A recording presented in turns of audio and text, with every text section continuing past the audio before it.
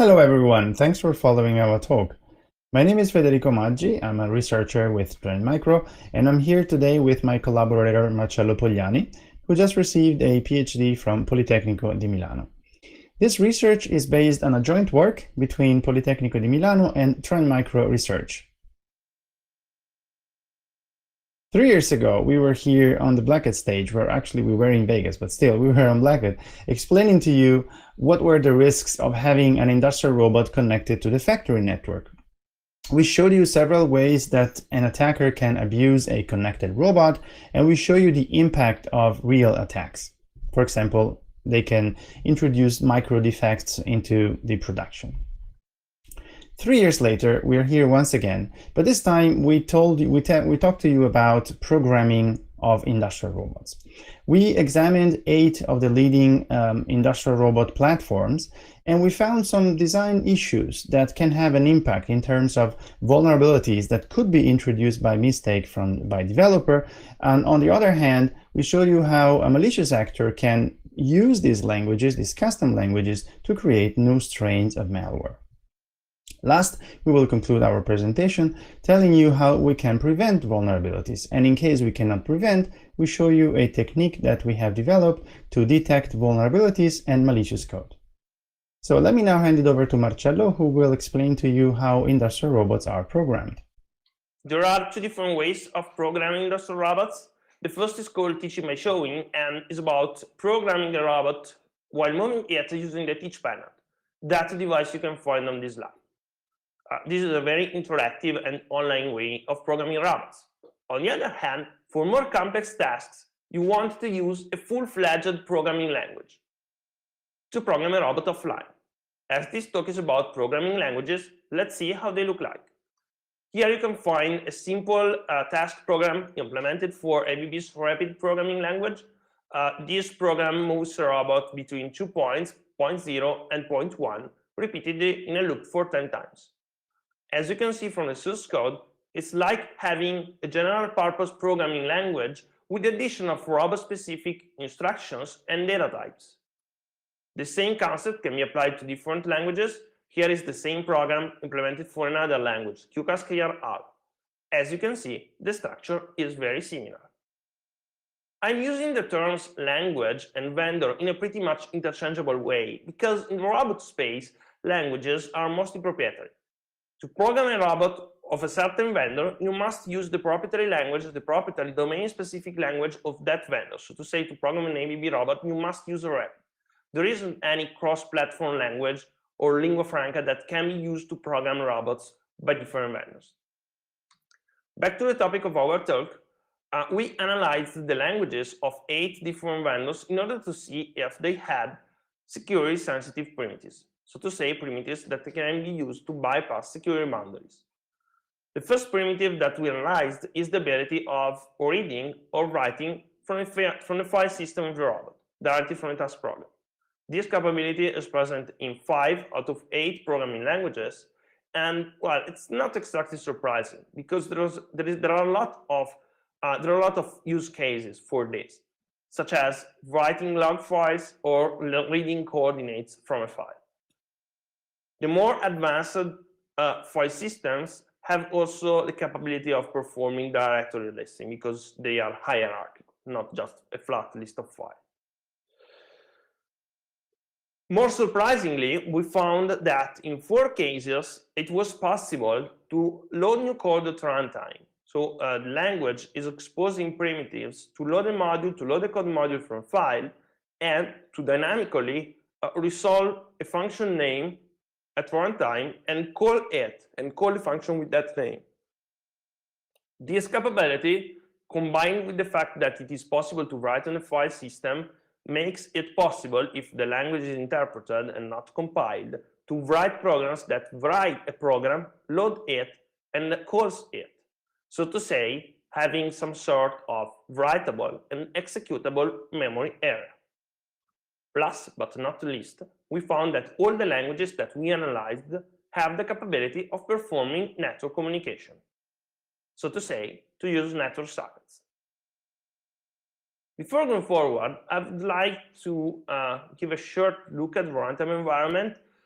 if we consider modern platform, the tendency is to have third-party application to be isolated, to be sandboxed. If an application is to access resources from the operating system or from the hardware, that access is mediated. It's mediated by an access control mechanism that is fine-grained and application-specific. So I can have an application that doesn't have the permission of access the device system, or I can have an application that has the permission only of accessing some subset of the device system. In case of industrial robot, it is not so. There isn't any access control mechanism for task programs. Programs run in an unrestricted way. If there exists an instruction or an API to access a certain hardware resource, that resource can be accessed by all the programs. It turns out that the features that Marcello just explained to you are actually used. We talked to about 20 experts, including developers, control process engineers, as well as some academics working in the field of robotics. And they all told us that in one way or another, when they develop code to automate a robot or an industrial machine, they need to use network features such as network sockets, they need to use file operations, they need to use dynamic code loading, and some of them told us that their software, the automation scripts that they come up with, are complex enough to need subroutines in order to structure them in an elegant and usable way. We also wanted to understand how much awareness there is in this community, how much security awareness there is in these communities. The percentages that you see on the right-hand side of the screen indicate the fraction of conversations going on in the major online communities for industrial automation engineers, which contain security-related terms. We searched about 12 of the most active forums looking for conversations containing keywords such as hack, security, vulnerability, fixes, patches, and stuff like that. And we found that only a minority of the conversation are about security. In some cases, there is even almost nothing about security in the forum as well.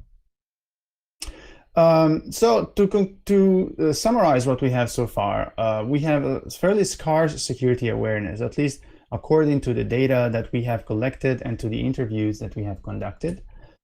We have industrial machines that are programmable using these legacy programming languages, which are makes it fairly difficult to switch away from because every vendor has their own technology. And these programming languages include security-sensitive features, which may impact the security of any produced automation program.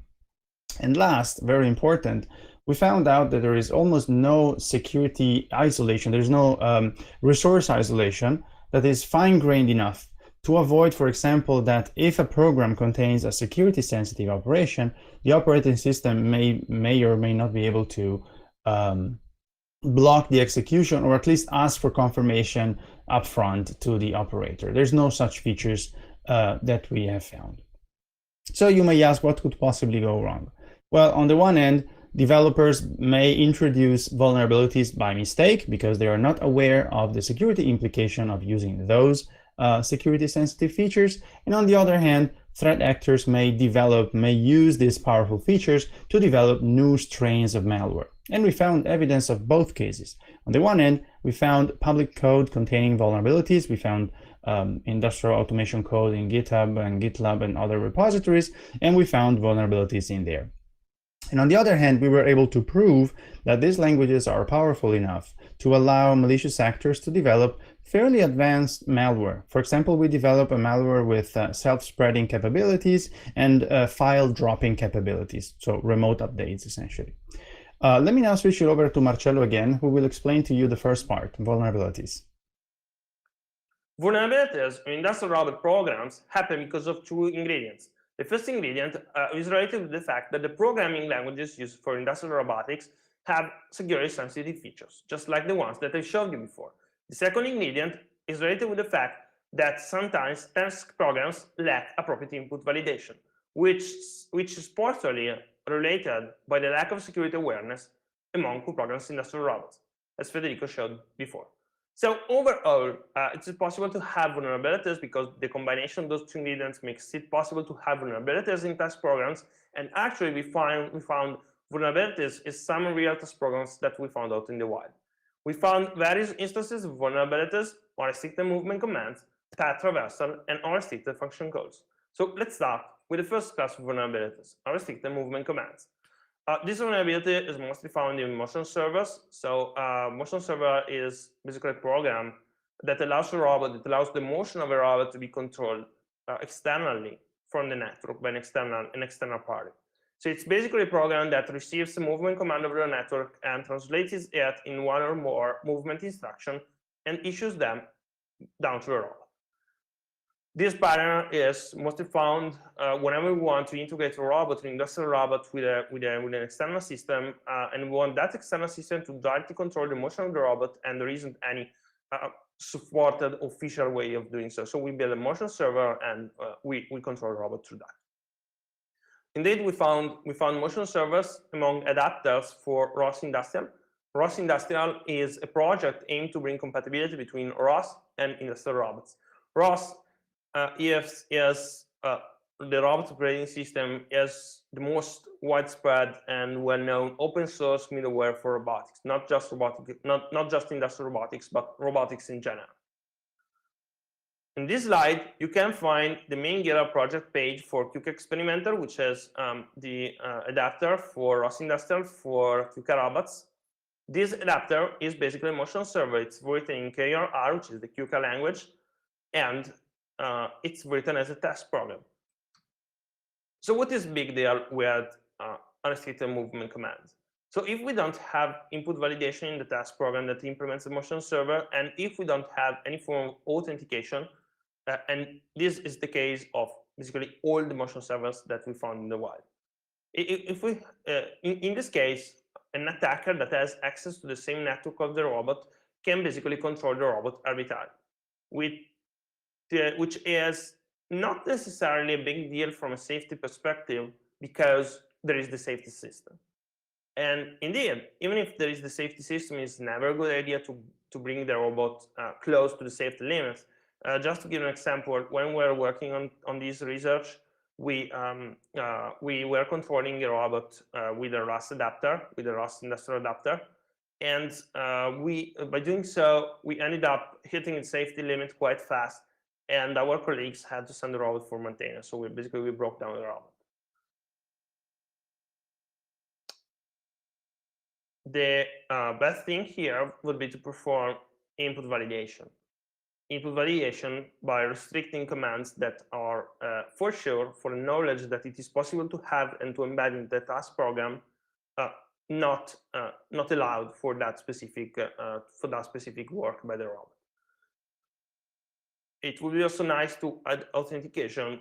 Also for how the robot languages work, it's not straightforward to add authentication. For example, it is not possible to have cryptographic primitives in most cases. This is a vulnerable motion server. So let's go to some code, and this is a vulnerable motion server. The function EKI get real is taking in the KRR language is taking a real value, a floating point value for a network, and saving it in a variable. We do the same for all the 6 components of the coordinate. We end up with a coordinate, jump position command, and we move the robot to that coordinate. PTP is basically move the robot, it's point to point. And we do this in a loop. So it is basically a bare-bone motion server implemented in KRR, the QK language. The second class of vulnerability is directory traversal. So directory traversal works just like directory traversal works in other cases. We have a program that opens a file whose file name is controlled by data received from the network without any form of validation. So for a network, we send a file name, the robot controller opens that file, reads it, and sends it back over the network, or writes it, or does something with that file. If there isn't any form of input validation, an attacker can send a file name with the usual pattern / and traverse the hierarchy of the file system, ending up reading, for example, secret information. This is a bare-bone example of a server that is vulnerable to path traversal. With the circuit receive function, we receive some data. We pass from that data a file name, we open a file with that file name, and then we read it and send it back over to the same socket. This example is in the rapid programming language, which is the ABB programming language. This might seem like a toy example just for the sake of making an example. Actually, we found the same pattern implemented into the real world. So some years ago, we found in the Robot App Store by ABB this web server implemented in Rapid, which was intended to serve static and dynamic page from the robot directly. You could have, for example, dynamic page including variables including rapid variables. So you could have a very nice status page served directly from the robot, which is a good use case. The problem is that this web server had a straightforward path traversal vulnerability that allowed to traverse the hierarchy on the file system and exit from the web server route. So from the web server route, it was possible to exit from there and read files on the root on the file system of the ROM. So for example, secrets.txt, just to make an example, but it was possible to read sensitive configuration files or anything else that was present on the ROM. Last but not least, input validation on function calls. So let's suppose that we have a program that allows to perform different operations according to data received from the network. So start cycle, stop cycle, operation A, operation B, operation C. Instead of using a switch statement, we can implement this as doing a late binding or call by name function by calling a function that corresponds to the functionality received from the network, and that name, composing that name of that function with the data received from the network. So if we want to call the operation start cycle, the network will send, of the network, I will send function start cycle. The problem with this is that it is possible for an attacker to call any arbitrary function, defined in the file scope or in the system scope. Well, this depends upon the language, but basically the attacker can make the robot call any arbitrary function. Well, of course, the remediation here, it's pretty simple. It's just to implement an allow list of the functions that are deemed valid. This was all for vulnerabilities. So let me now hand over to Federico, who will talk about using languages for malicious purposes. What do we need to write malware? First of all, we need network capabilities, and we showed you, Marcello just explained to you that we have in all of the languages communication capabilities over the network, and we also need some file exchange, file handling capabilities. And for example, if we combine these two, we can create a malware that, I don't know, exfiltrates files, right? So we have the features there. Secondly, we need the ability, if we want to develop some advanced malware, we need the ability to load code that is only available at runtime. And we've seen that we have, in most of the languages, we have the capability to load code in memory, in the robot's memory, and then jump to it. Third, we need to be able to scan potential new targets over the network. So we need a port scanner essentially. And at least on paper, we have all the features that we need as well. And last, we need a Turing complete language, which means that we need to have conditional statements such as if then else, and also we need loop statements such as while or for. And in all of the languages that we have analyzed, we have those features. For example, here is a network scanner, a port scanner that we have developed using the ABB Rapid language. We used ABB only because we had all the programming environments available, not because ABB has some specific features. All of the languages that have the same features, according to our tables, can be used in the same way to develop the same malicious capabilities, essentially.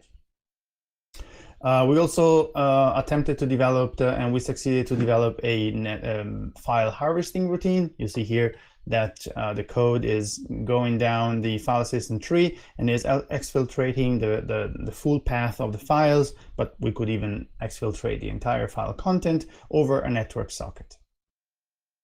And what you see here is a simplified structure of a malware dropper that receives data from the network, writes that data onto a file, and then loads that file into the robot's memory, and last points the program pointer to the main routine of that loaded code. So I want to show you a little demo of what will happen when we put all of these things together. What we have here is a 3-station robot. All of them are vulnerable. They run a vulnerable server, but only the first one is exposed to the network, to the external network, and is running an infected version of that server because the attacker has already compromised. As you can see, the other two, controller 2 and controller 3, are not running a vulnerable version. So it's not, I mean, it's vulnerable, but it's not infected, sorry. So now we start the, for example, we can do a port scanning routine using the first robot to scan the internal network. So maybe we find the other 2 robots. There it is, first robot found, second robot found. And now the attacker can start the propagation routine, which will attempt to use the open port on the second and third robot to propagate and try to infect their files as well. Notice that we can have the robots doing normal tasks, and you wouldn't notice anything in their motions. I mean, the underlying server is running in parallel. It is not affecting the execution of their movements. And meanwhile, you can see on the console, on the black console on the right, that the propagation is continuing. Now it's finished. So now we can go and check what happened to the other 2 robots. Just for confirmation, robot number 2, now the file is infected. Notice that the IP address has been retained. And the third one is also infected, retaining the IP address. Okay, so this was just to show you that it is possible. Good. So in addition to having a remote code execution vulnerability, as we have in the first robot on the left that you just saw, in order to bootstrap the infection, the attacker may also be a little bit more creative. And I want to spend a few slides explaining to you this. We found out that some of the robot vendors provide an ecosystem that is very similar to our app stores that we have for mobile phones. And they use these app stores to deliver software that will either run directly on the robot or on the machine, or that will be used to enrich the functionalities of the development environment. So you download, for example, plugins and stuff. But the interesting thing is that for some vendors, this is integrated into the development environment. So you can go and have a true app store experience, find the apps that you want, one-click install, and those will be downloaded either on the robot or directly on the development machine, on the engineering workstation, so to speak. Among all the stores, we think that ABB's is the most advanced one because it really has all of the features of an app store. You can go and register and upload software. For our security analysis, what was important is that we reported a vulnerability that ABB has fixed, but we would like to use this vulnerability to show what could have happened if that vulnerability wouldn't be fixed. The vulnerability is on the back end, so you don't have to do anything if you're using ABB software because ABB has already patched the vulnerability on the back end of their app store. So according to that vulnerability, an attacker will be able to upload a malicious application, a malicious code, and have it immediately available for download. You can see on the right-hand side of the screen that on the development environment, that extension that we have uploaded as a test was already available. Whereas if you notice on the left, the application is still pending for approval. So due to this bug, it was possible for an attacker to completely bypass the approval procedure. We also wanted to see if there was any human approving the extensions. So we uploaded a test extension, a test application containing a very clear banner saying that such extension, such application shouldn't be considered because it was simply for research purposes. And so we wanted to see if there was anyone there reading the content of our pop-up that will appear immediately after you execute the application. And as you can see on the left-hand side, the application got approved despite this warning. We found a variation over the same issue, but I don't have time to go through it. In the KUKA platform, this time we had to we released an alert through the ICS cert because there is a fix that must be applied on the client side. So if you're using the KUKA platform for developing a robotics application, make sure that you run the last version because it contains the patch. Let's go back to vulnerabilities. The vulnerabilities that we have considered so far depend upon the fact that there is some input which might be untrusted and untracker controlled in a test program. This input will end up influencing some operation in the robot with a concrete input, such as moving the robot. So basically what we're talking about is taint-style vulnerability. Generally speaking, we have a taint-style vulnerability whenever we have an unsanitized data flow between a sensitive source and a sensitive sink. In all the languages that we have considered, there are multiple functions or instructions that can be considered sensitive sources because they allow external data to reach the program. Such functions are file handling, inbound network communication, and functions that allow to get data from the user interface of the teach panel.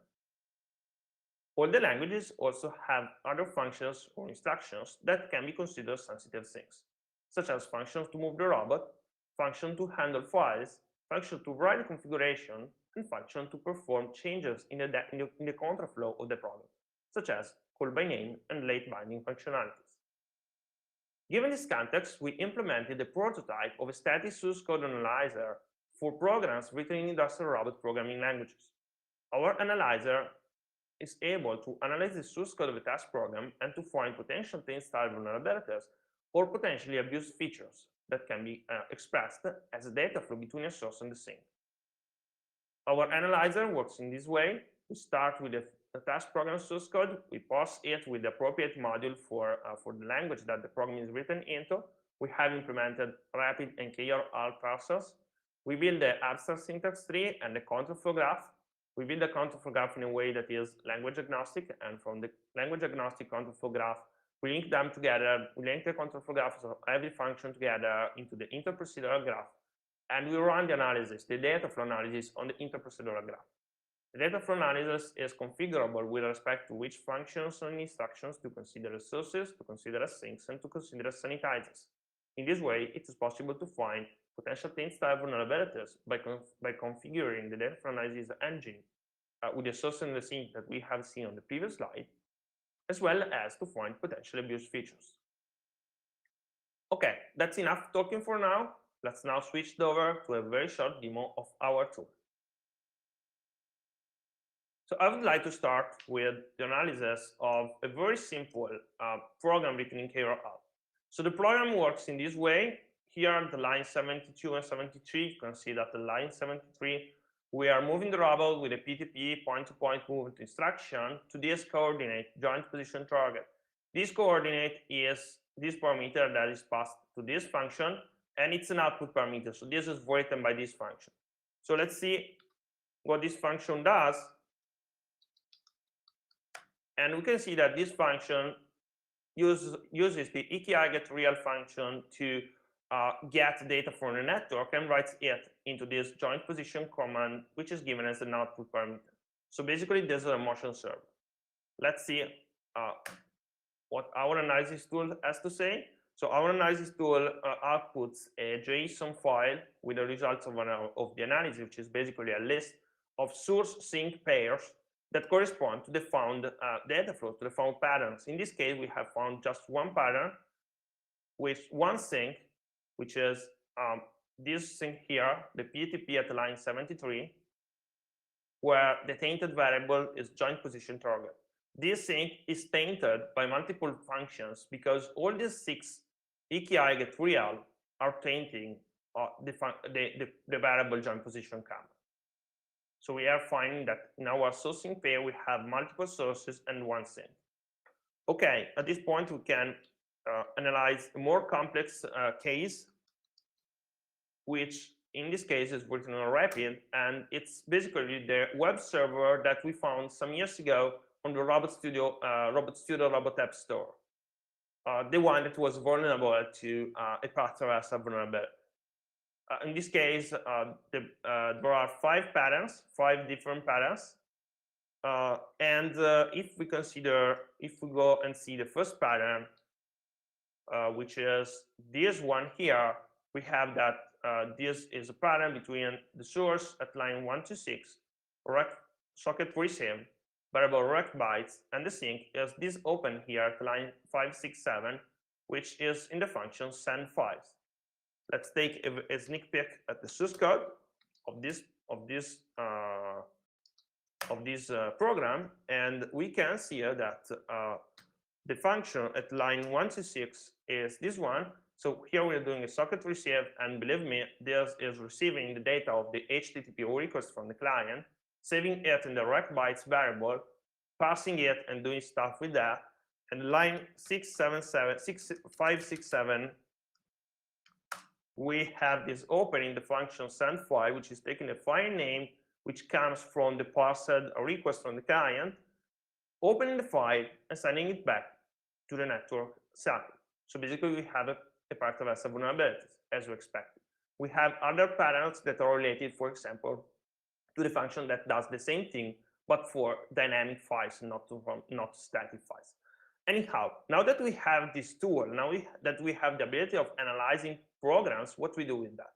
Well, what we do is to take a data set of programs, of real test programs, analyze them, and see if there are vulnerabilities in them and how much vulnerabilities are widespread. Unfortunately, this is very difficult to do with test programs because robot programs are highly sensitive intellectual property, and it's very hard, if not impossible, to find public code.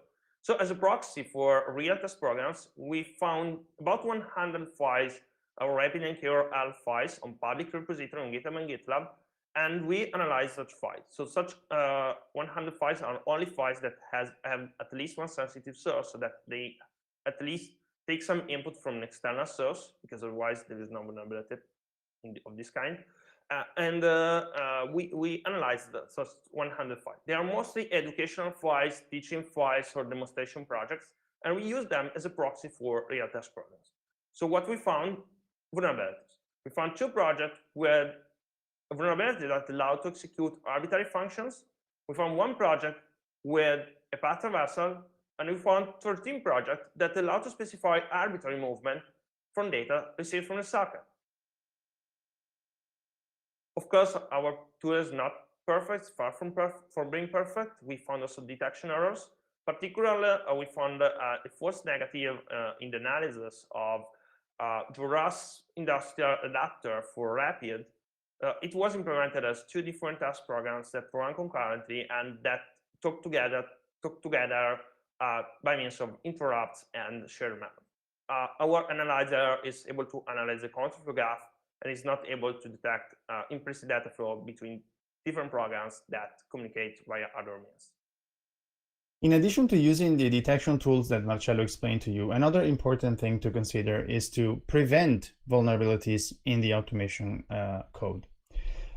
This means that we need to implement secure communication at the application level. In turn, this means that the OEMs should consider having strong implementation of cryptographic primitives right into the languages. Not all of the languages implement them now. Maybe it's not needed right away, but in the future it will be needed because robots will be more and more connected. Secondly, another important thing is to consider input validation. It is challenging deciding what to do when an automation program receives invalid input, because we have a moving object. A robot is a moving object, moving physical object. So if the robot is already in motion, for example, it is not automatic to decide what to do if we receive a coordinate that is off the safety zone, for example. That's why it's very important, if we cannot implement input validation, to have a safety system configured properly, because the safety system will essentially implement input validation in the physical world, so to speak. Privilege separation, the implementation of privilege separation, I think will be a true game changer, because it will change the way developers create these automation programs. It will force the developers to declare when they have to use security sensitive primitives, such as network, file, or using dynamic code loading, pretty much like we do when we develop an application for a mobile phone. We have to declare all of the permissions. And at deployment time, an operator will have to go through the checklist and decide whether or not that application is good for the setup, the network, or whatever is running onto. Last, to mitigate the spread of malicious code, I think that in the future we will see code signing. It will take probably 5 to 10 years, I think. We will see code signing implemented also on these platforms. To conclude, working on this project was brought me back like 20, 25 years ago, when the first vulnerabilities in web applications started to come up, and people started to exploit them. And as you have seen, I mean, the classic example of the path traversal is really an example of a vulnerability that is classically found in web applications. And I think that in this space, there are more and more vulnerabilities to uncover. It's simply that we're not looking on that languages now. Secondly, the most important point is resource isolation. I want to stress this one.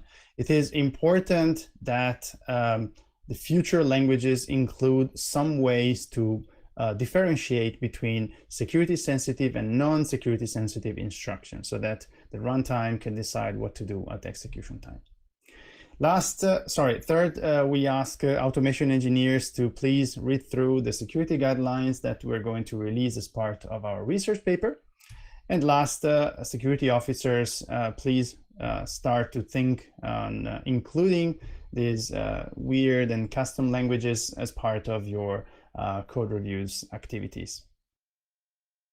To conclude, please stay tuned, because in a few weeks we will release a paper with the full details of the detection system that Marcello has explained to you, of which we have a prototype.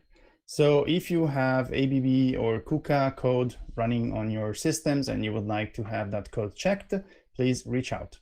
And thanks for following our talk. And last, security officers, please. Hi, everyone. Just wanted to say greetings from Italy. I don't see any questions, unfortunately, but I can understand why. We're competing with some great talks on the other tracks.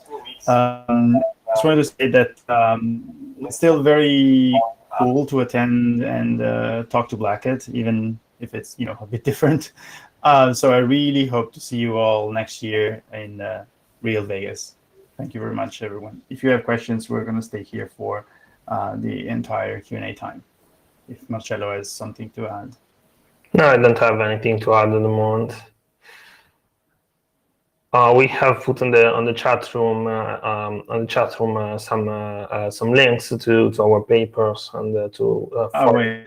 Somebody is asking. Alex is asking. Did you ask any vendors/publishers, for example, code to analyze? Finding code is hard, and I don't think that asking vendors. I mean, we tried. We cannot really disclose whom we asked to, but I think the best to ask is system integrators, because they produce most of the code.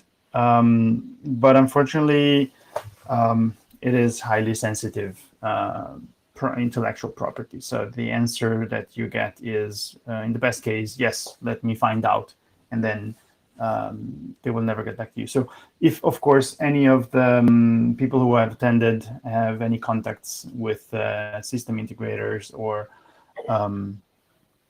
producers of industrial automation code, especially if written in ABB or KUKA language, because we have the analyzer ready, we will be very happy to connect with this.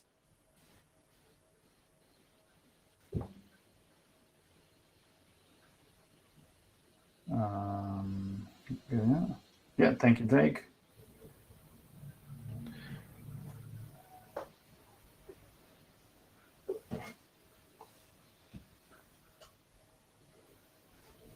Okay, no more questions.